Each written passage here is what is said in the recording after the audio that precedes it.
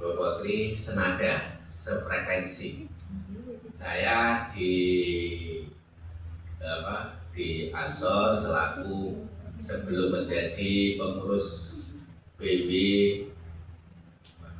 Lembaga Bantuan Hukum DP Ansor Jawa Timur, saya bersama Bapak Sangguri ini digabung di kepengurusan BW Rijalul Ansor.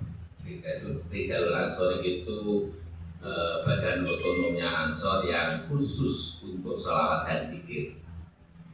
Dan periode tahun ini kami sama Ustaz Sangguri diamanai untuk menjadi pengurus di BB LBH DP Ansor Jawa Timur.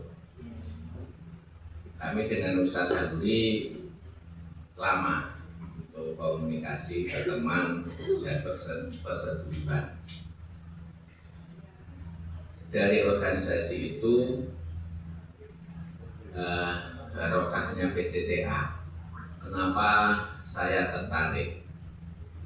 Saya melihat PCTA ini miniatur kehidupan Indonesia.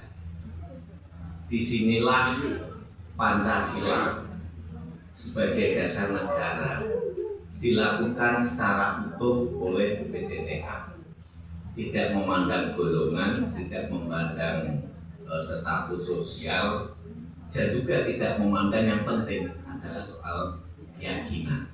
Ini saya katakan PCTA ini miniatur kehidupan berbangsa dan bernegara di Indonesia. Seandainya masyarakat Indonesia keseluruhan memandang PCTA ini, Indonesia tidak geger. Bagaimana kita berkehidupan damai. Saya memang baru izin, saya di PCTA baru, cuma mempelajarinya sudah lama. Awal kami mempelajari, mengamati PCTA itu waktu saya diutus oleh Peprakarsa untuk ngurus sengketa tanah. Saya mendapat kuasa langsung dari beliau bersama Ustaz Sangguri juga. Nah, dari sana kehidupan dari Bapak dan Ibu PCTA ini rukun, gotong, utama lagi kegotong royongan. Ini pondasi. Kalau zaman Bung Karno, fondasi ekonomi, kegotong royongan, berdikari, berdiri di atas kaki sendiri ini diaplikasikan oleh PCTA. Ketika ada kegiatan sesuatu, ada sesuatu istilah sama. Inti dari gotong royong di situ, inti dari kebersamaan itu. Dan di situ nilai-nilai kemanusiaan dijunjung. Kata Gus Dur, di atas partai politik, di atas aturan di Indonesia itu ada nilai yang namanya kemanusiaan yang harus dijunjung. Dan ini dipegang oleh PCTA. Saya sangat tertarik.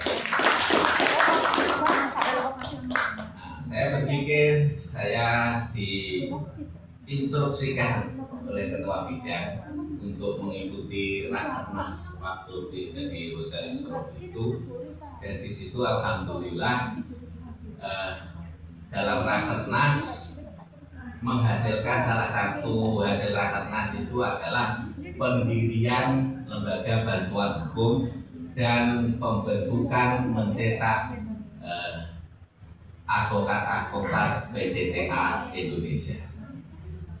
Hanya satu niat dan satu tujuan, bagaimana LBH ini didirikan, advokat ini didirikan. Ini akan lebih bermanfaat dan berdaya guna untuk masyarakat. Intinya dari PCTA untuk Indonesia, dari PCTA Indonesia untuk masyarakat umum dan untuk Indonesia. Jadi pembentukan LBH ini, karakter yang sudah dimiliki oleh PCTA ini nanti dijewantahkan apa diaplikasikan. Yang paling mahal sekarang di Indonesia itu adalah karakter. Kalau bahasa pesantren itu akhlak. Dan karakter PCTA sudah terbentuk. Apa karakternya? Nasionalisme, gotong royong, kebersamaan, itu sudah terbentuk.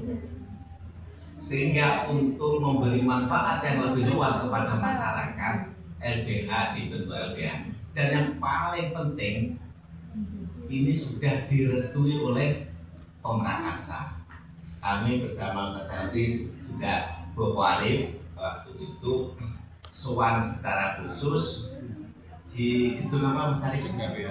JKPHS diterima ketua bidang, ketua departemen keamanan diterima oleh Pemrakarsa dan direstui untuk pendirian LBH.